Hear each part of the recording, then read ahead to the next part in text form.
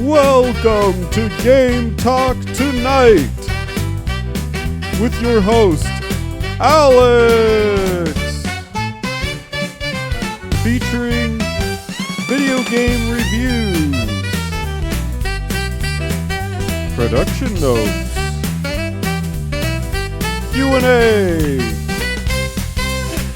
Brian from I Got Kings,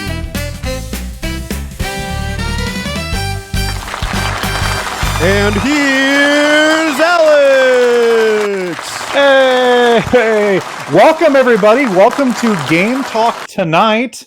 We're so excited to finally have Game Talk Tonight launch. This is the first episode.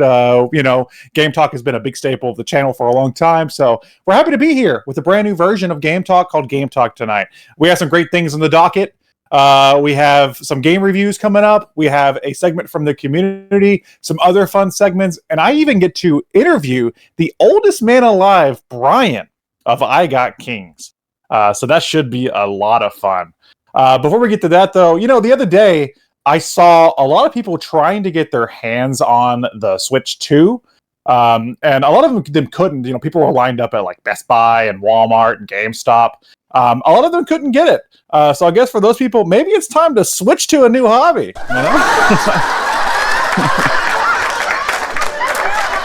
But the Nintendo nerds have some other things they can look forward to. The Pokemon trading card game recently kicked off a new event featuring Lucario. Great news for a few kids and a bunch of balding men in their 30s.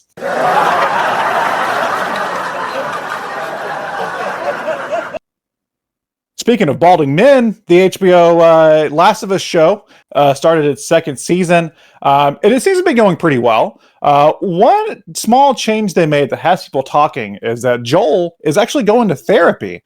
Apparently, the pain of losing your child to a fearful government, surviving a post-apocalyptic wasteland of infected former neighbors, while trying to raise an angsty teenager, likely had something to do with his father. Yeah. Who would have thought, right? Marvel Rivals is doing well, right? Looks like they just announced their new hero, Doctor Strange. When asked on details on what he'll look like, the developers said they want to keep his exact appearance a surprise. But they did promise that he will, in fact, be dummy thick. So you can be looking forward to some Doctor Strange kicks. You know what I'm talking about? Speaking of Strange, let's go over to Ubisoft. They've been in the news recently. How is it that Ubisoft is a big game publisher and not some sort of Viagra medication, right? I know I'm not hard playing any of their games. Ubisoft has released a new great tool called Chroma that will enhance gaming experiences for colorblind players. Users have lauded the features, but say it still hasn't fixed the samurai in Assassin's Creed Shadows. Ooh. Yeah. Skull and Bones is making waves, quite literally. They just announced a 2-year roadmap for their quadruple A game. Most shocking update, the game still exists. Is anyone still playing? Is anyone still playing Skull and Bones? No? I don't know anybody that did. Speaking of games people actually play, Baldur's Gate 3 got its final patch. Adding new subclasses to freshen up the game. Your warrior can now use magic, your sorcerer can now have a pet, and all of them can get raped by a tentacle monster. I know what you players like. Yeah. We got a great show for you. Stay tuned. I don't know what segment's coming up next, but I hope you enjoy it. Thanks.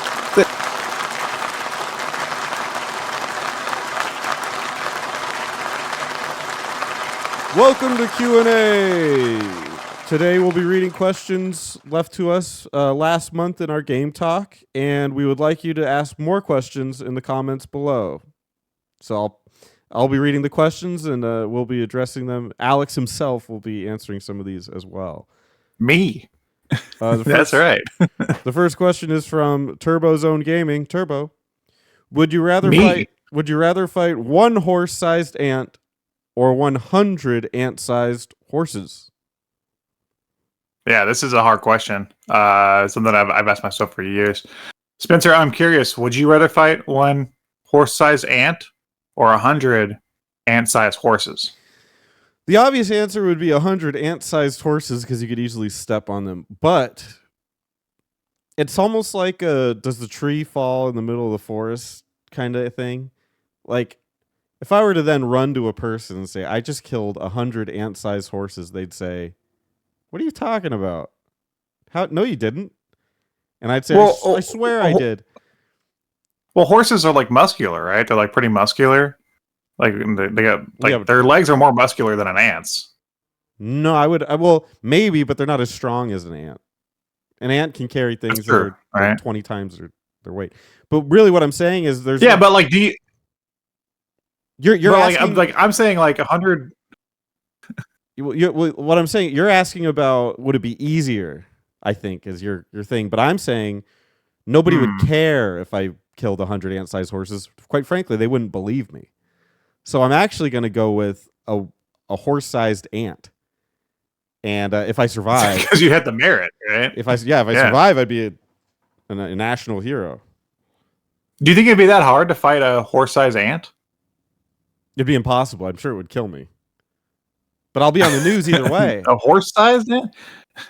A horse-sized ant? I mean, there's some small... Yeah.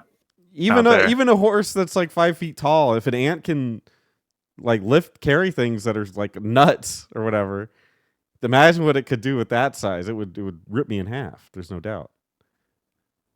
Okay. What about you? I'm gonna go with 100 horse-sized ant-sized horses, because I feel like I just wouldn't be mentally prepared for, like, I think that would be harder. I think I would rather fight I'd rather fight the one the one horse-sized ant, because the 100 little horses, I feel like I would just be like overwhelmed. Like if I was just sitting there today and 100 ants just started crawling on me or something, I'd be like, oh my god, I would just I wouldn't know what to do. That'd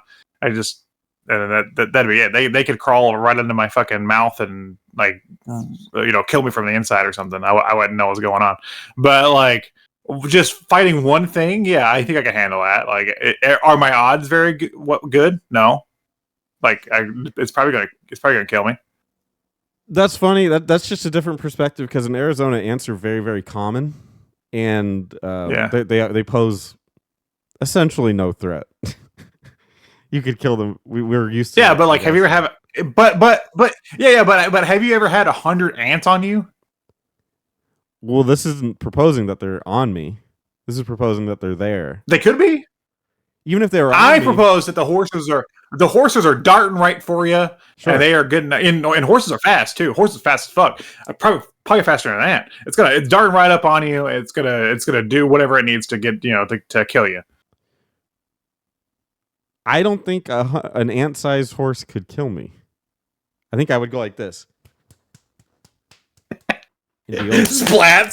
It's a dead horses. I'd have dead horse blood all over my arm.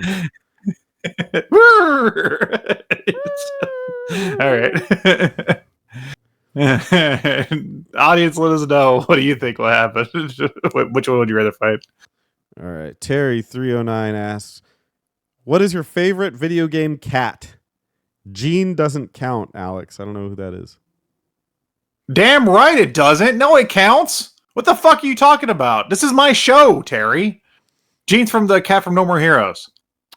Terry, that's a fucking cat in a video game, and this is my show. Why would that be off the table? He probably doesn't wants you to flex your creative muscles a little bit, as opposed to that.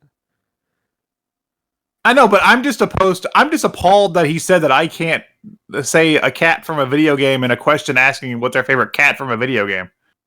Mm-hmm. It's an appalling addition. Yikes, cat in the video game. Favorite video game cat. There's one in Chrono Trigger. I can't remember his name. Frog? Yeah, his name's Frog. Oh, sorry. Wrong one. It's like Alfonso or something. Alfredo? Chrono Trigger cat. It's Janice's cat. Would you name a cat Alfredo? I wouldn't be opposed to that. That's kind of a cute name for a cat. Alphador. Alphador is my favorite cat. It's Janice's cat, who turns into Magus. Spoiler alert. And that's my favorite cat. He's very cute. All right. I'm going to go with my fake answer is the cat that is part of Kate Sith from Final Fantasy VII. Isn't that a Moogle? That thing's kind of cute. Yeah, but it looks like a cat. The like the little part. the little black thing. Yeah. That's a cat. That looks like a cat. Yeah. So my fake answer is that. My real answer is Jean from No More Heroes. More specifically from No More Heroes 3, because she doesn't do much in the first two games. She's just a cat. But in 3, they made her your Navi character, and they also made her a guy. She's a guy now.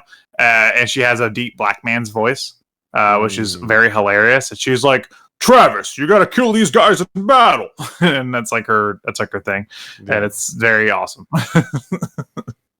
There you go. Make sure that you submit your questions for Q&A for next month. We want more than 2, so hopefully we get more than that. And thank you, everybody. Yeah, leave them in the comments.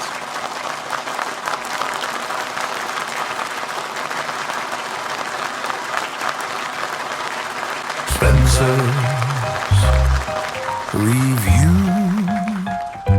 Corner.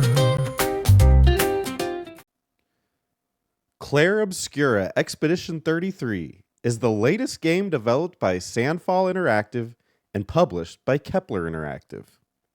It's a turn-based role-playing video game that includes real-time aspects such as quick-time events and timing-based actions for both offense and defense. It's certainly an improvement over Expedition 32, but it never reaches the heights of Expedition 35. Historically speaking, this series has always been hit or miss, with certain entries giving us that expedition experience we've all come to love, while others have taken a disappointing detour. I think it's safe to say Expedition 33 falls somewhere in the middle. It brings some fresh ideas to the table, but some of the pieces could use some freshening up. For instance, in the game, players embark on what is called Expedition 33, but fans of the series know that in Expedition 29, there were actually 2 expeditions. So really, I wonder if this should be labeled Expedition 34. It's this lack of attention to detail that makes the flaws of this expedition stand out. But where it shines, it truly shines. There are those little moments, like when the characters are talking about the expedition, that highlight just how excellent gaming can be. One of the characters might say something like, "Expedition 33, am I right?" And the other one will say, "Yeah, you're right." It's a small moment, but it really makes you feel like you're on this epic expedition, specifically the 33rd one. Is it as good as Expedition 17? Of course not. Most games aren't. That game will forever stand as the pinnacle of the series, but it shows a lot of potential. With the upcoming DLC with the mysterious title Expedition 33.5, we'll get another chance to step into the expedition and experience all this game truly has to offer. This reviewer just hopes it offers more content than the now infamous Expedition 20 and 365/2. But I think they've learned from their mistakes. I just want to take this opportunity to thank our sponsor, Jake's Lemonade. Homemade lemonade delivered to you in a warm jar. Remember, if it's not Jake's, it's not natural. Tastes better than it smells. Expedition 33 is a great entry in the franchise that takes the series to new heights. I give it 5 stars out of 7. Thanks for watching. Time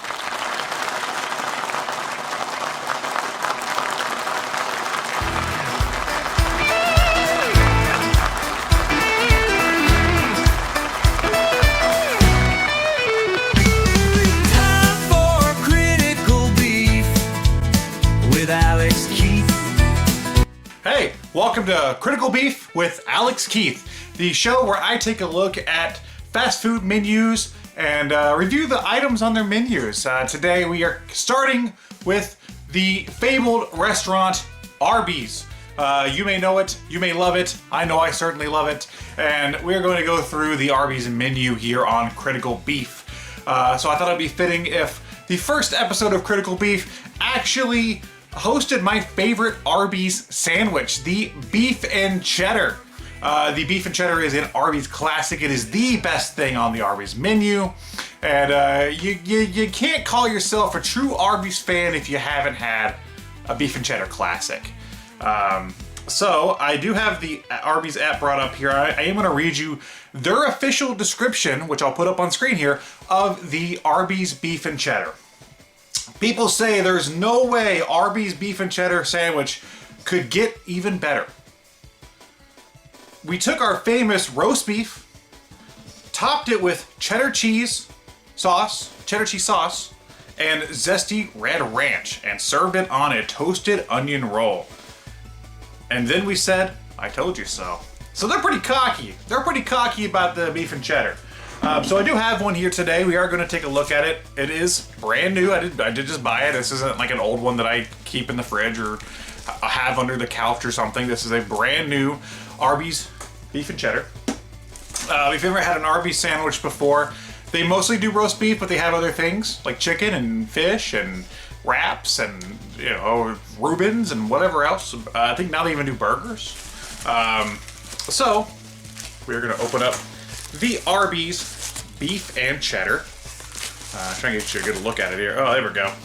And then if you see here on top, we do have the cheddar, zesty cheddar sauce. And of course on the bottom, the red ranch. So yeah, that's basically, this sandwich is pretty simple. It's a step up from their just roast beef, which their regular roast beef sandwiches are just roast beef and the roll. This has some more sauce, has some more flavor, and in my opinion, it is the best thing on the Arby's menu. So let's go ahead and dig into this beef and cheddar.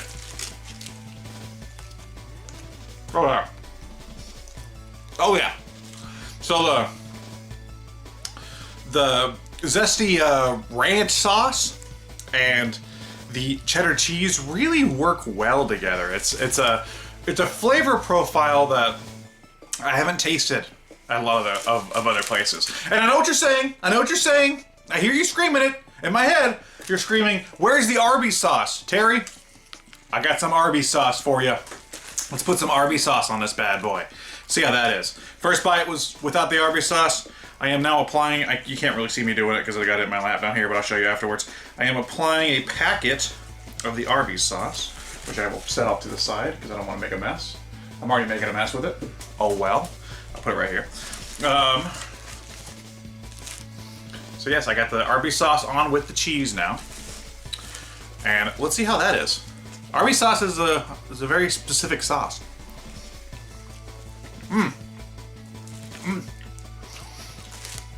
It gives it more of a tang. You know? Alright, so, I mean, this is a classic. This is a classic Arby's sandwich. You can never go wrong with the beef and cheddar. So bring up the meat scale here. And I'm gonna give the beef and cheddar good old beef-orific out of 10. I think it's great. If you're going to Arby's, this is not a sandwich that you can miss because it's the best thing on the menu.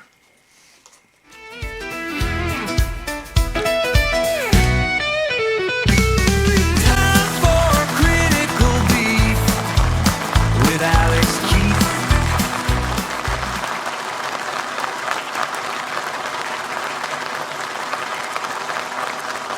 And now the oldest man alive, here's Brian! Yeah, there he is. Yeah, what's up, Ryan? What's up? Good to see you, Alex, Spencer. How are you? Thanks for Hey. the call in here. I was just outside and I heard my name. It's funny that you should be here at that exact moment. I had no idea. It's This amazing. is Brian of I Got Kings. He's a streamer. He's mainly over on Twitch, but you do post your videos, your streams over here on YouTube. I do, yeah. Why do you do So that, that's- Brian? What's up with that? So when I get old, I forget if I beat a game or not. I can go back and say, I did beat that game. When you Brian, why did you start streaming? Yeah. That's a good question. I think I was playing games by myself, and I kind of wanted to play, since I didn't have any friends, and I remember growing up, I played NES with my friends, and I kind of wanted to have that kind of feel. So I figured, Okay, what happened to all your friends? well, they moved away. My roommates moved to Ohio, and then it was just like work acquaintances. Yeah, so you haven't made any more friends? Now I do, yeah. Where? No. Yeah? Yeah, now I do, yeah. What are their names? Alex Spencer. No, we don't count. We don't count. No. Oh, no, I'm working on it. I have some friends. One friend from when I moved to out of state and I moved back. He's still here, so he's Brian, that sounds like the kid at camp that says I have a girlfriend. No, I swear she lives in Canada. It does sound like that, doesn't it? No, but I swear this is true. This is true. Do you go out and like hang out with him and like drink with him and stuff? Yeah, I did last August. We're trying to get together again. Yeah. But I don't drink, so we just when we hang out, it's just video games and stuff. When's the last time you were just blackout drunk? I can't remember. That's- It would have been in my. No, I mean that's the point, right? That's the point. Is that you can't think- remember? Like when I was 30. That was the last time. Oh, So they what, like called it- 1958? They called it ale back then, didn't they? Yeah. Yeah, And it was from you got it from a flagon. Now I had my it's a one of the serfs made it, and we had to make it for our king. Because kings drink ales from the old times, right? Because I don't think you can get ale now, can you? Or is ale still made? So Brian, why do you hate Dragon Quest? It's an old-faced lie, and you know it, Alex. What? You've always said you hated Dragon Quest. That's not true. Come on. You've always Look at said Dragon Quest is the worst game I've ever played. Every Dragon Quest game is a joy. I think on one of Except for 9. I'm not the biggest fan of 9, but it's still good. I think on one of your 5-hour streams, he was complaining about the game. He was saying, Alex? Alex was complaining? No, you were complaining. No, about you. it. One of your 5-hour streams. You were saying this game is trash, and you. The last Dragon Quest game I played was 3 HD 2D, and there is a trashy part in that game, but I don't want to spoil it for anybody. It's in the post game. The post game of that game is kind of dumb. Okay. So So why did you go to January 6th? January 6th was awful. Yeah, why do? Yeah, why did you go? I did. What are you bringing that? I did not go to January 6th. We literally have a picture of you go. It's on screen right now. We literally have a picture of you at January 6th, Brian. What's going on? What? I don't see this picture. What are you talking about? No, the audience sees it. Yeah, The folks at home see it and they want to know. They want answers. They want Whatever. answers. Whatever Alex and Spencer are saying or showing is a doctored photo. I was not there. They're entrapping me. I was not in January. What are you trying to 6th. say? Entrapping you? You were entrapping our That's democracy. not true. I was not at January 6th. That's not true. That's not you wearing that headdress. I can't see the picture, but no, it's not me wearing a headdress unless you Then what were you doing on January 6th? Can you prove to me you weren't there? I was working, I believe, at my old apartment. Working to You take believe. down, working to take down. You the believe. government. I don't believe that. I think January. You were 6th, working against the Constitution. That's what I you said. believe. Oh Jesus! Come on, Alex. You know me better than that. I would not. So what's the last participate. game you streamed, Brian? What's the last game you streamed? My last game I streamed was, I believe, Lester the Unlikely. I finished it up. Okay. Interesting game. Takes a while to get used to the controls. Very deliberate. And I'm going to stream Star Fox, the SNES one. I want to beat the paths. Because I don't think I beat the hard path since I was a kid. And I kind of want to do that. And it's really hard, the hard path in Star Fox. Oh, The okay. third path. So what do you think happens when you die? I think you decompose in the ground if you're in buried, and then I think worms eat you. And if you're cremated, then you burn up in the ashes. I feel like you're the worst person to ask because you've proven that you will never die. I hope that's not true. I don't think I want to like live forever. That would stink, right? You tell me. Well, I mean, because it's hard enough to work in this live a day world for, you know, I got 20 more work years left, so to retirement. So I can't imagine having to work forever. That would suck, right? What's your retirement age? if you're the- 700? If you're the last 65. person alive, why are you still working? This is like that Last Man on Earth show, which I never seen. I guess if I'm the last well, I wouldn't be the last person alive. Well, if you live forever, I guess are there other people living forever, or would it just be me? Because if there's other people, that's different than if it's just me. If it's just me, then it's like that show Last Man on Earth, I guess, where you just don't care and you're just running around by yourself. So that'd be different. Then I could probably do that, but then you live by yourself forever. I don't know. I think, death is all a part of life that we all must take. Next question. And that was it. Thank you, Brian. Thank you for coming on the show.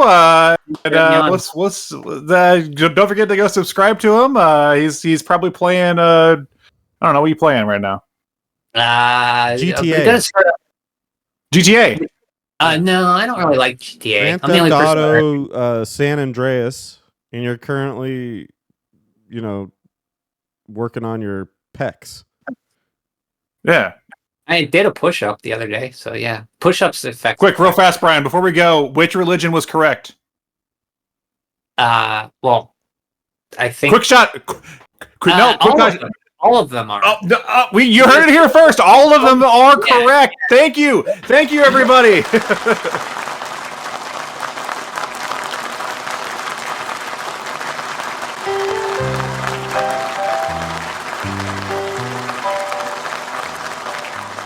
Hi. For today's inaugural episode of Production Notes, I'm happy to introduce this segment. A lot goes into making a successful show like this. I hope you're enjoying it so far. There's a lot more to come in the future, but I thought you'd like a peek behind the curtain as to what goes on in creating a production like this and some of the behind the scenes looks at how all this comes to be. There's a lot of fascinating movements this way, that way, and every way in between. And I want to take this opportunity to get to talk to the viewers and get a chance to, pool their thoughts and figure out what they want, and we can communicate and have the best product available. So in the Discord, I have created a section called the mailbag. Feel free to post comments in there. You can post questions, comments, anything you want, but you can just leave it in the mailbag, and in the production notes segments, I will address them. I can't wait to hear from everybody.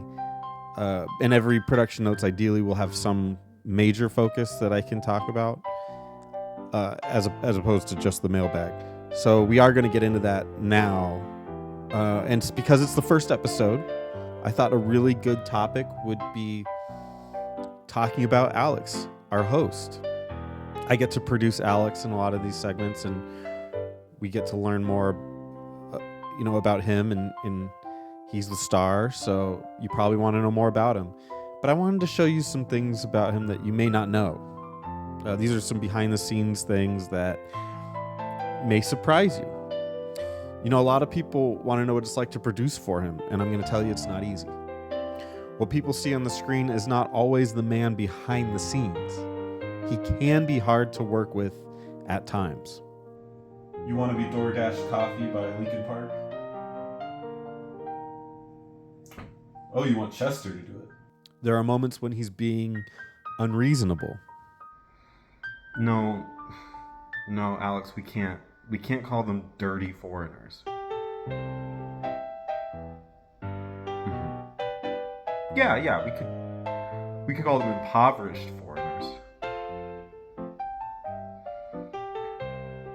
We can't call them impoverished, dirty foreigners. At times, things get heated. I know you've been sleeping with my wife. Yeah, I'll get it done. For this show specifically, I'm having to put together a list of items he's expecting for next month. A PS5 to give away, a ticket to an off-Broadway play about pumpkins traveling to Mordor called Gourd of the Rings, and a cameo from one of the dolls from a Gwar concert. I don't know how I'm going to get all of that, but I can tell it's going to be a great show. We can only actually get 4 out of the 5 Maroon 5. You wouldn't believe it. It's the basis. I think what people need to remember is that genius and crazy often go hand in hand. Sometimes you're witnessing gold shining on the screen. And sometimes you're watching him try to fit an entire roast beef sandwich from Arby's into his mouth, and his heart stops. But he asks the paramedics if he did it, and they say, no, for the last time, no. And I think there's something special about that.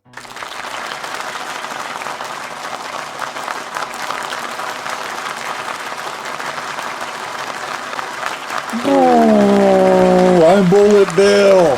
Somebody shot me out of a gun, presumably. There's giant guns in the Mario universe. Oh, shit. I can't be playing with Bullet Bill plushie. I forgot I have to make a review for the button mappers. Fuck. Glover? No, that's not. No. No, I can't even read Japanese. I don't even know what that is. Super Battle Tank? No, the world's not ready for I need something cutting edge. This is the first review I'm doing for Game Talk tonight. I really want it to stand out. Perfect. The PlayStation 5. I'll review a game for the PlayStation 5, something new and cutting edge that I can play on it. Perfect. This is the perfect choice.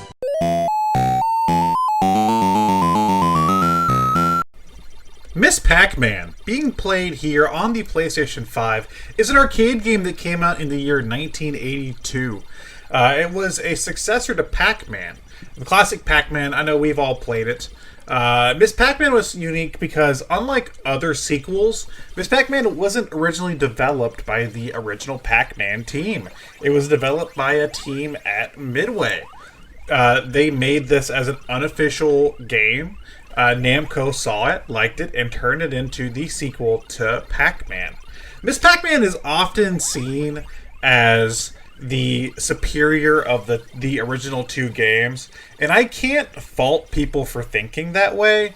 And in some situations, I think the game is superior to the original Pac-Man. If you never played Pac-Man before, the goal is to clear the screen of all of the dots. You're going to munch all the dots. Miss Pac-Man's there, she's naked, she's got a bowl, and she's going to eat all those balls. Gobble them balls, Miss Pac-Man. And there's some ghosts, 4 ghosts in particular, that are trying to stop you on your way. What made Pac-Man special was the way that it used AI and its technology to have the ghosts kind of chase you around the maze. So in the original Pac-Man game, like Blinky the red one, Blinky, would follow behind you. Inky, the blue one, I believe, would try to veer to the left usually. Pinky tries to get out in front of you, and Clyde, the orange one, is just a random asshole.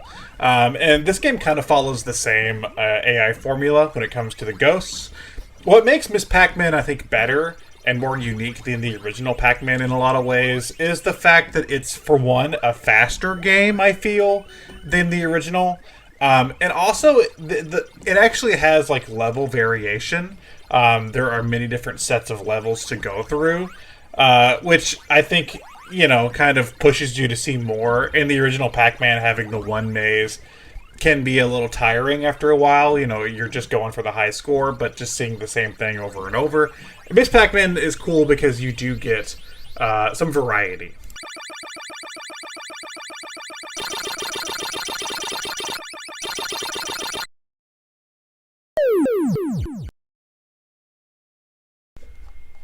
Now, there are some weird issues when it comes to the copyright for Miss Pac-Man.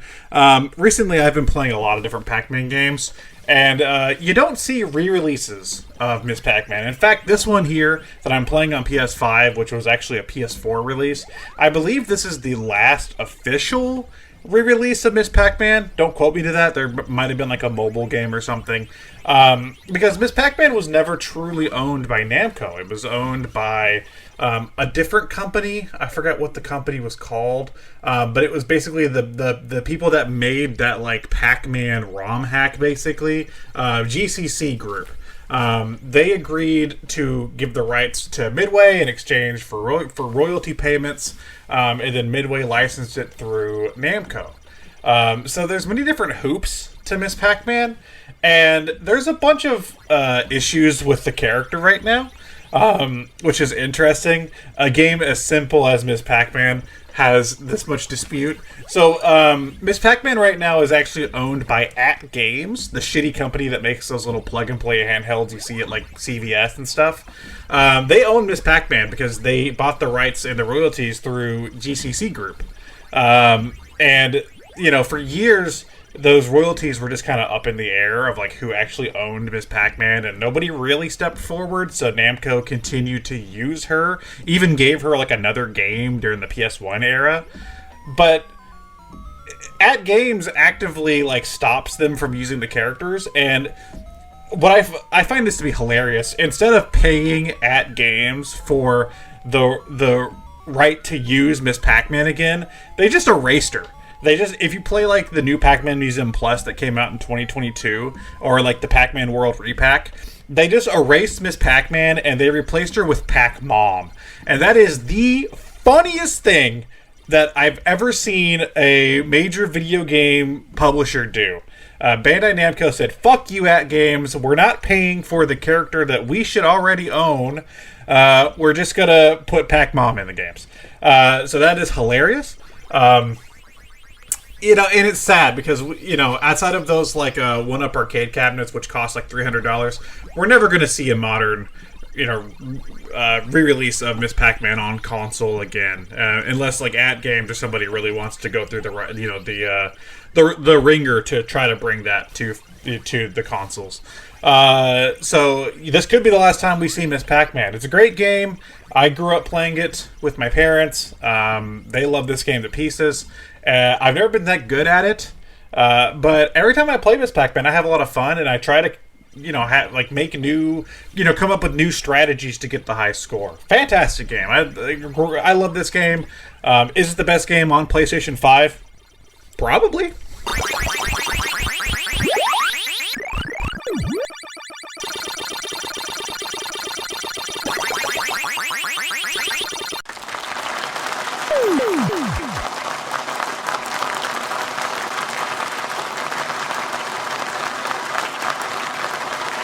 It goes without saying that problem solving is the most important process of game design, as no matter how much conceptual fluff a game has, if problems aren't solved, the game is nothing more than a hollow clone of a pre-established formula.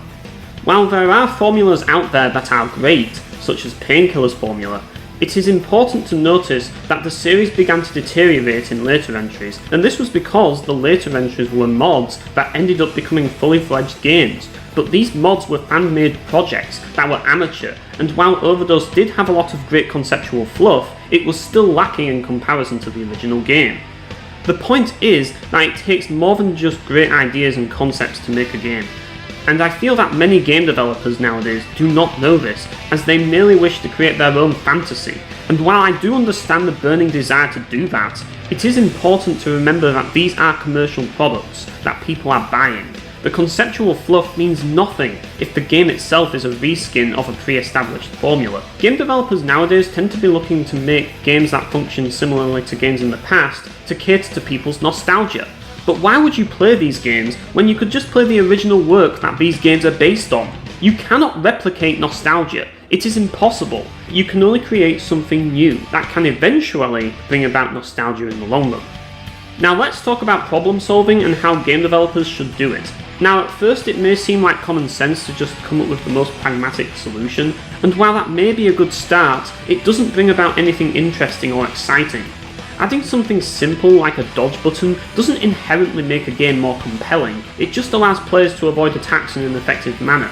What does make a game more compelling, however, is Urban Reign's more complex evasion system, where each body part has its own evasive maneuver that you have to input to protect that specific body part. This is more interesting and more involving than a basic dodge roll that merely propels you in a direction with iframes. Another example is God Hand, which has a similar system where you have sidesteps, backflips, and an upper body evasion. How about Devil May Cry, where you have backflips, dodge rolls, dashes, aerial dashes, wall running, and of course a stationary dodge? Of course, dodging isn't all there is to video games, as there is also the necessity for a lock-on feature, a means of allowing players to conveniently place the camera in a position that allows them to see what they need to see, and in a beat-em-up, this is usually an enemy. So, a lock-on is needed. It is common to see the camera focus buttons and targeting cursors in most beat-em-ups, but Chaos Legion decided that instead of a targeting cursor that makes absolutely no sense in the game's world, instead of cluttering the UI with gaming nonsense, how about we give the player the ability to shoot lightning at enemies, which acts as a cursor that allows Sieg to lock onto the enemy inflicted by the lightning effect with the camera focus button. This design decision was implemented to solve what could have been a very complicated problem.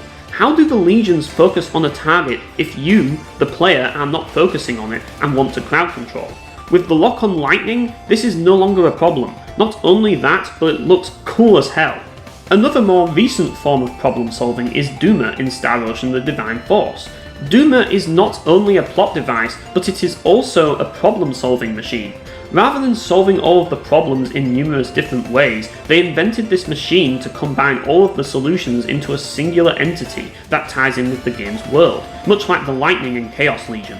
Nearly every mechanic in the game revolves around Duma in some way, and this not only rewards players for utilising the game's mechanics by building up Duma's VA gauge, but it also feels contextually interesting as well. Instead of running towards an enemy, why not fly towards them with a VA attack using Duma? Instead of tanking an enemy's attack, why not use Duma's barrier or a well-timed dodge to give Duma more VA gauge for a longer barrier and longer blindside stun?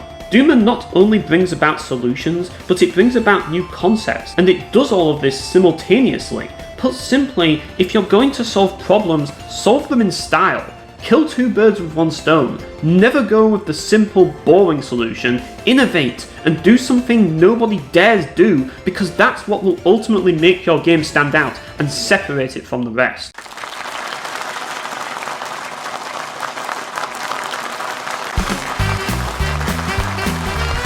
Yeah, thanks everyone for watching Game Talk tonight. That was a great episode. I want to thank Terry309 for his video submission. I want to thank Brian of I Got Kings. The oldest man alive was here for the first interview of Game Talk tonight. I want to thank God for even letting us be here at all. Thank you, God. I want to thank Bush for 9/11, because we know without 9/11 we wouldn't have the perspective of our own mortality, that we have today. I want to thank the U.S. government for all the great things it's doing. Donald Trump are really killing it out there with those tariffs. It's really great. I want to thank Spencer, my cohort Spencer. Thank you for being here, Spencer, to help me with the episode. I want to thank myself for being the best host ever. This was a fantastic episode, and I think I did an outstanding job, if I do say so myself. I want to thank Kamala Harris for losing the election. I don't know where she is now. She's probably on a beach somewhere. I want to thank. I just want to thank the whole world. Thank everybody. Thank John Lennon for getting shot. Thanks Buddha. Thanks Lincoln. President Lincoln. For also he gets shot. Yeah, he got shot. Right. I want to thank everybody, and that's ever existed, because the culmination of human experience all came together tonight for this event of an episode. We'll be back next month, and we'll see you there. Yeah.